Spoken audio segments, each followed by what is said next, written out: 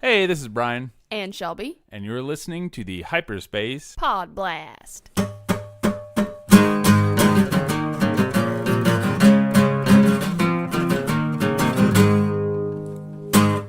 Aren't you a little short for a podcast? Huh? Oh, hi. This is Bryan and Shelby, and you're listening to Hyperspace Pod Blast. Your Star Wars fix in 30 minutes or less. That's terrific. Thank you. I don't know if you're channeling the babysitter from Bob's Burgers. A little bit. Okay. A little bit. Yeah, I was feeling that. Cool. I'm glad that came through. So what are we talking about today, Bryan? Oh, God, please don't do it the whole episode. What do you mean? I'm not doing anything. Okay. Anyway, today we are talking ships.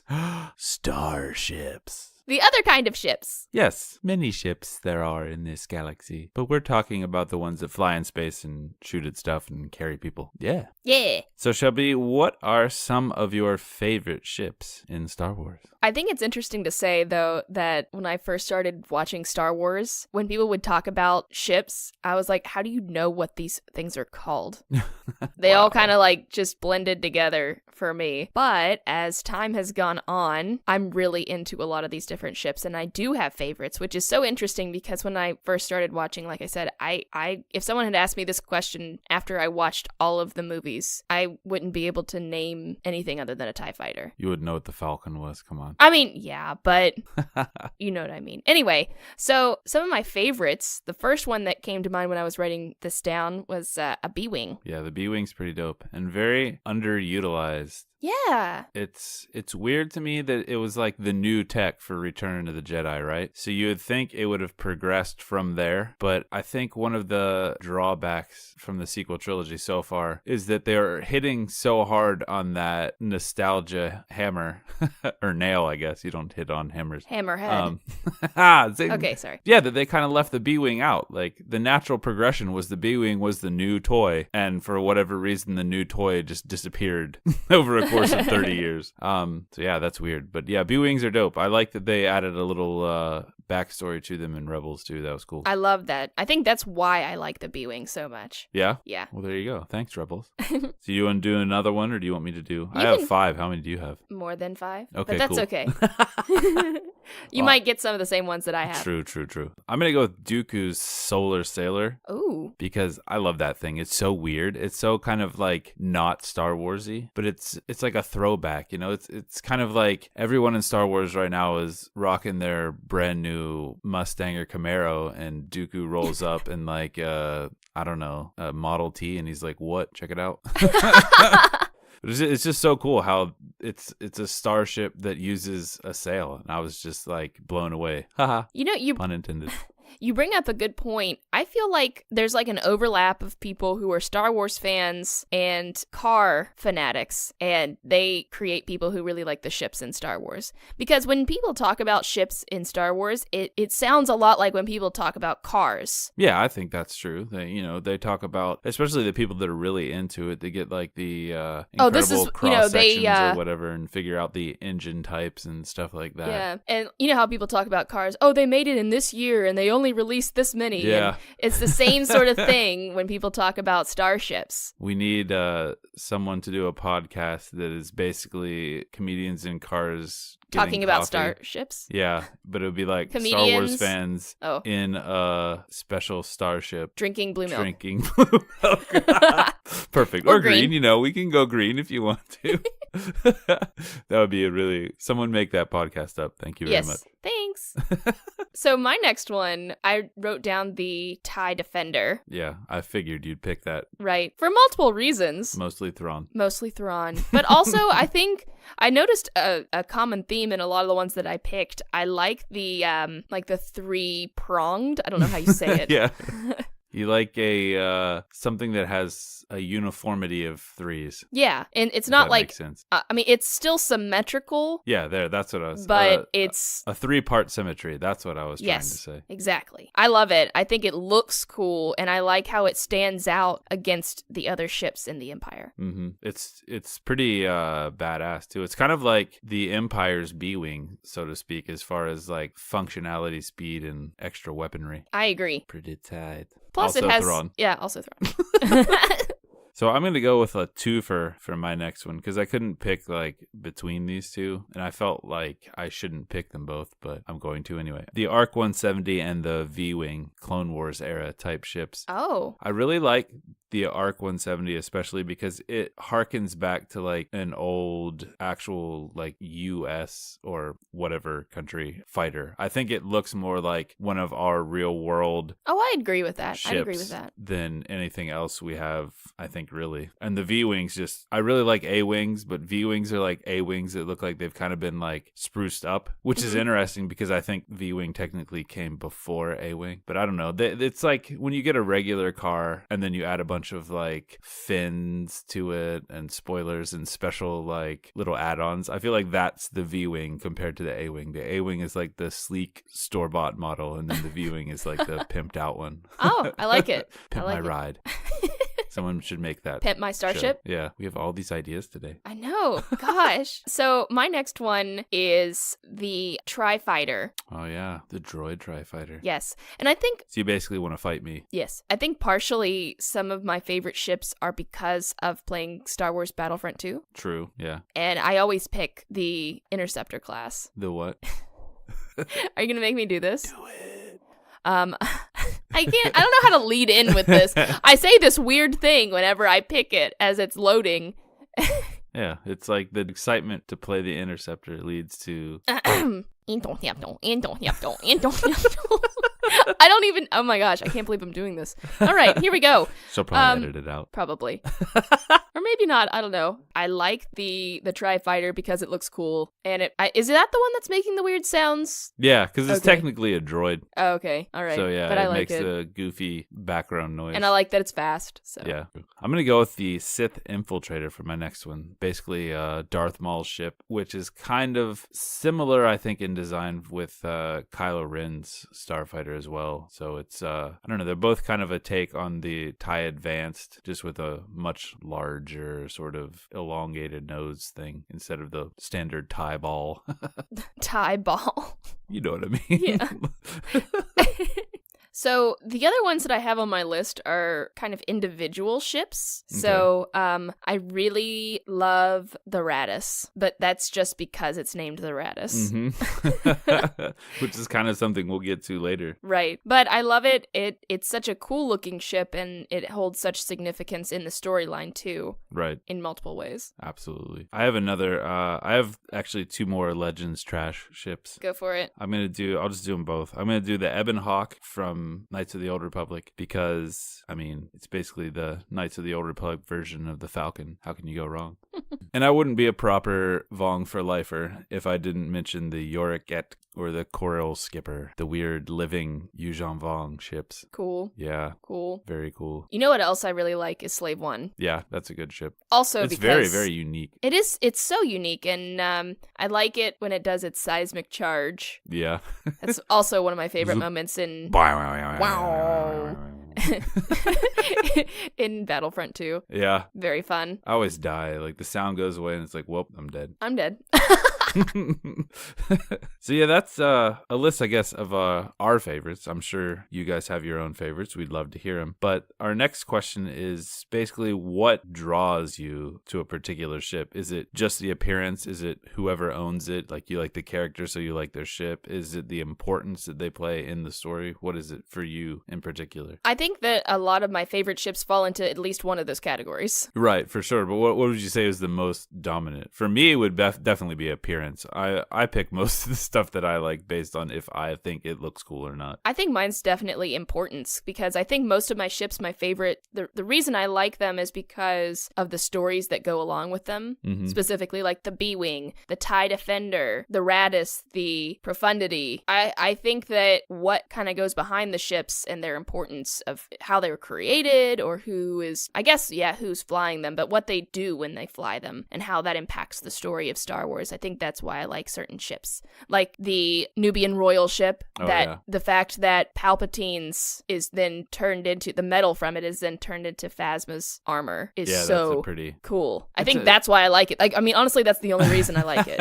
It's a neat little, like, I don't know. It's one of those Star Wars facts. It's like, hey, that's really cool. And it doesn't, like, overdo the story or anything. No. It's just like a neat little... It's not like Tiny Universe. Yeah. I think that is like a really cool connection. Right, I agree. It's one of those, like, it doesn't change the story really, but it's neat to know type things. Yeah. Those are the little gems. But yeah, for me, like I said, definitely appearance, really, except for the last two I mentioned. The Ebon Hawk is really not that striking a ship. It looks, I mean, it's kind of like, I don't know, the Star Wars equivalent almost of a long haul truck.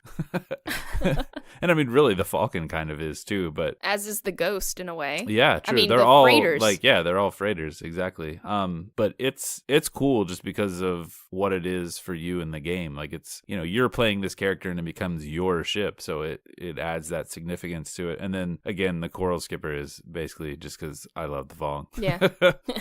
And they're definitely not much to look at. I would also add in, you know, for story like importance, the Hammerhead Corvette. Oh yeah, exactly. How cool. Yeah, I mean that started as like an homage again to the Knights of the Old Republic, or the Old Republic era anyway, and it became something fairly monumental, really. So it's neat how that, you know, it made its its tiny jump from Legends into Rebels, and then its huge jump from Rebels into being a pivotal story point in Rogue One. Yeah. Very Hammerhead cool. Corvette is the most important ship in the saving of the galaxy. Yeah, that or Leia's Tantive, one or the other. Or I guess you could also say the Radis. Yeah, at a different point in the galaxy. Mm-hmm, mm-hmm. See, ships are so important. Ships you are so important. You didn't even know. You didn't even know till we told you Exactly. in this 30-minute podcast. Yeah. Speaking of importance, hyperspace pod blast. No, oh my anyway, God. Moving on. So why do you think ships seem to become sort of like characters themselves in Star Wars? They're not just tools, kind of like droids, except, you know, droids actually have a personality, where ships are just things, but they become so much more, especially for me, when I'm coming at this from, is like the Falcon and the Ghost in particular. Like, those two ships have their own sort of persona. Oh, yeah. I think in a way it becomes a character because of who has piloted it, because it's an extension of themselves. Ooh, that's very astute. I like that. Thank you. I mean, it's a lot different than, like, say, a weapon. Although I think weapons sometimes take that same sort of thing with lightsabers, because those are kind of characters within themselves. For sure. And then, you know, as far as we know, some people seem to have a weapon that they prefer, and we don't see anyone else carry it, but it's not like they made it themselves. You know, it was like a weapon that was issued all over. Yeah, but that's sort of the same way, I guess. You know, the Falcon is, and the Ghost too. They're both just like they've had their modifications, cruisers, but yeah, they become something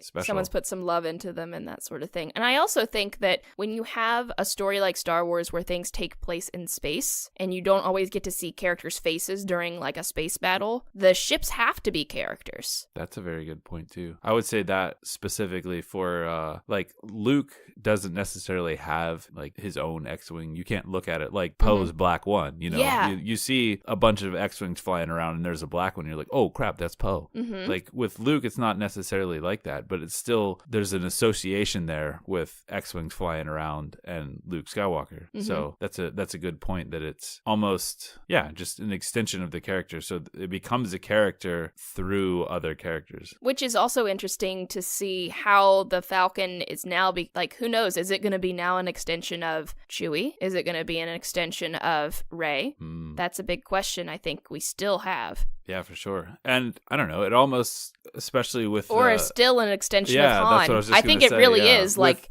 in a way, it's the ghost of Han, especially in The Last Jedi. Oh, they hate that ship. Yeah, and with the, the dice coming into play and those being tied to both Han and the Falcon, I think it's kind of like Luke says, no one's ever really gone. So it's their impact on the galaxy in a physical form. As long as the Falcon's still around, Han is still around in some way, shape, or form. I agree. It's his version of a Force ghost. So, I like that, actually.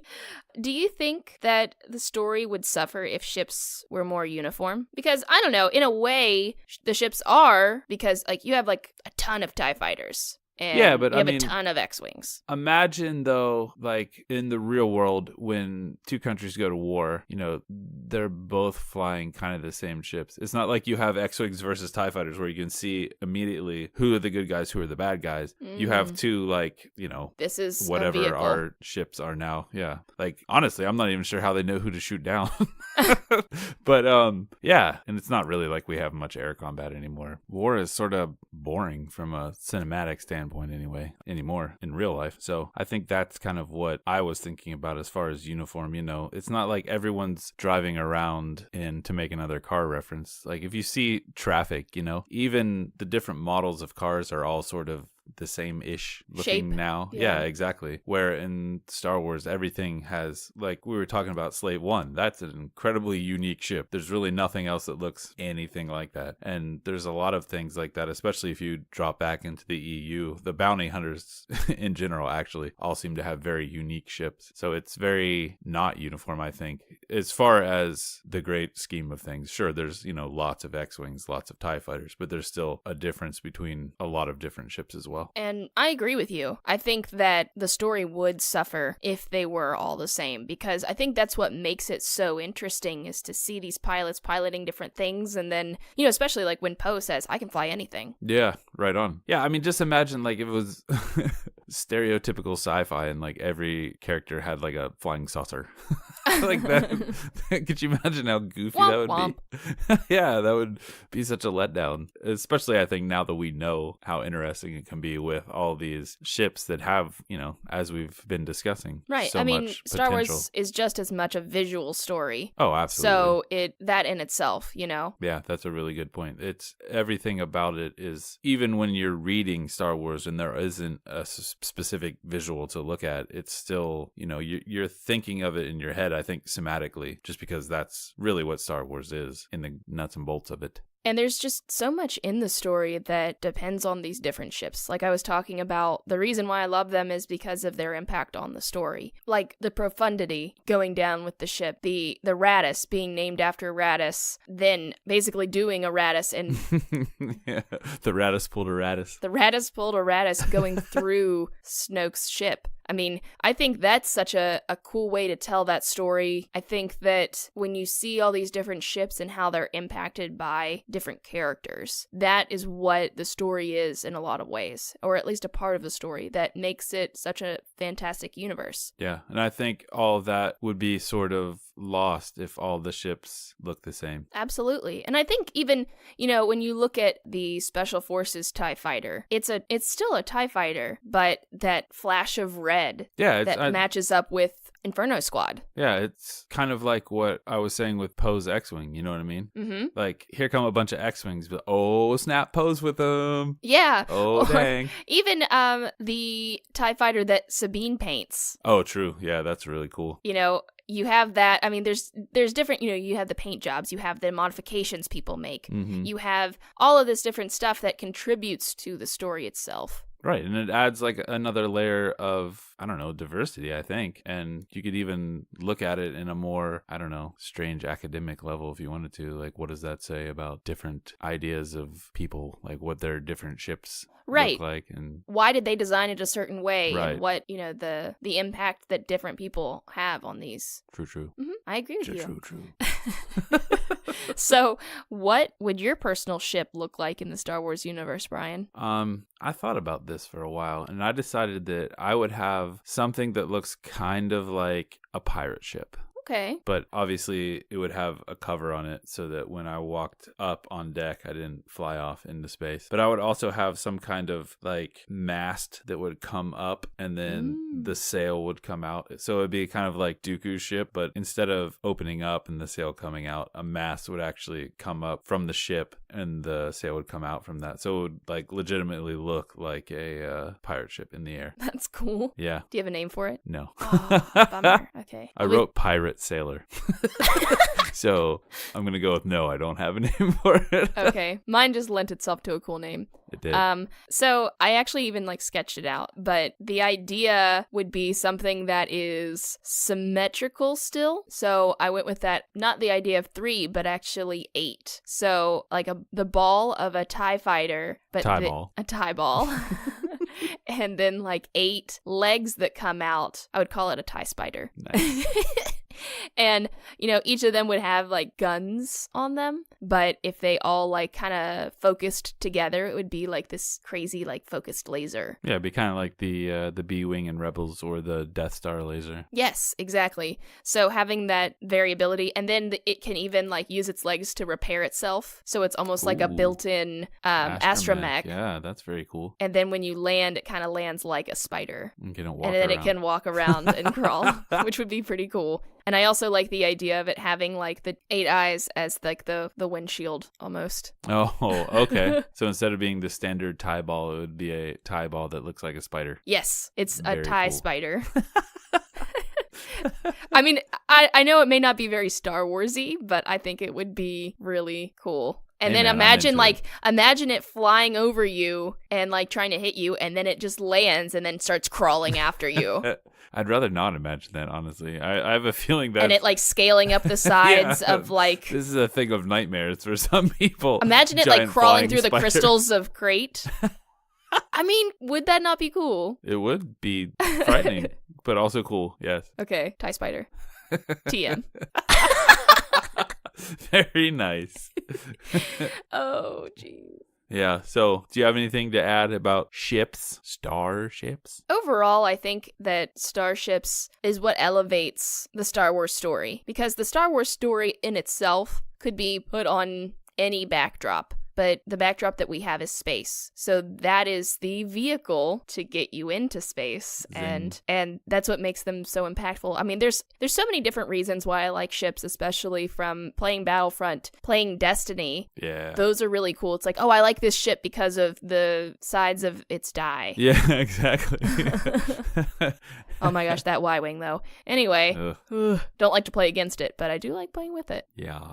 But I think that without starships, we wouldn't have this huge universe. Yeah, I think it goes back to what we were saying before. Without like the more individualized variations and the variety in general, I don't think it would be quite as good. I mean, like you said, the story would still be good and we may still be talking about it, but we certainly wouldn't be doing this episode. And, you know, people wouldn't have tattoos of the generic starship like they do with the Falcon or an X-Wing or a TIE, you know. You wouldn't have people dressing up as the pilots of those ships. Right. Probably not. You definitely wouldn't have t-shirts, you know, with just, you know, you can have a t-shirt that just has the Falcon on it. It doesn't have to have words or anything. It's like, boom, sweet Star Wars t-shirt, I mean, bro. think of the game Armada. It's all with ships. Yeah, true. X-Wing as well, yeah. And how boring would that be if he was like, just I would people. like 37 of the same ship, please.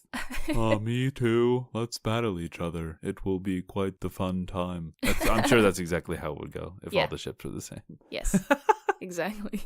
So what do you guys think? Let us know what your favorite ships are. What would you have as your own personal ship in Star Wars? Sketch it out, maybe. We'd love to see it. Especially if you can draw. Yeah, I can't, so. I can't, yeah. You're not going to look at mine. It's but bad. We want to know why you like certain ships, what makes them resonate with you. So hit us up on Twitter at hyperspace_pod. Email us at hyperspacepodblast@gmail.com. Or if you have more words to say about your favorite ships, send it to us so that we can possibly feature it on hyperspacepodblast.com. Yeah, blog it out. We're here for you. We even have a submission link right on the top of the page. And if you got super stoked on the idea of a living ship called the Yorick Et or Coral Skipper, and you want to jump in to the New Jedi Order, go to www.audibletrial.com/hyperspace and get yourself a free audiobook plus 30-day trial of Audible. It's great. It is. That's true. I like it a lot. All right. Talk to you later, guys.